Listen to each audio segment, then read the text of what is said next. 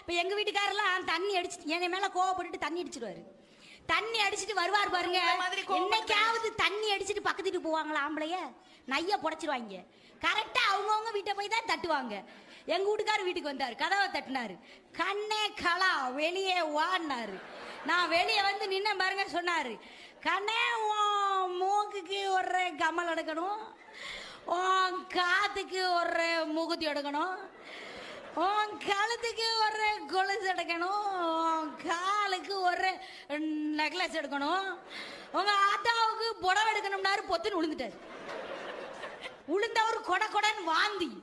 நான் கேட்டேன், என்னையா எடுக்கணும் பூரா வாந்தியா எடுக்கிறாரு. முன்னாடி சொன்னதெல்லாம் பார்ல பிளான் பண்ணதுடி, எது எல்லாம் வாங்கி கொடுக்கணும்னு பார்ல பிளான் பண்ணாராம். பின்னாடி தானா பிளான் பண்ணாம வந்துருச்சு வாந்தி. ஆனா நினைத்து பாருங்கள், எத்தனைதான் கணவன்மார்கள் இந்த வீட்டிற்காக உழைத்து கஷ்டப்பட்டு வெளியே தவறுகள் செய்தால் கூட தன் இதயத்தின் ஓரத்திலே ராணியாக தன் மனைவியை மட்டும்தான்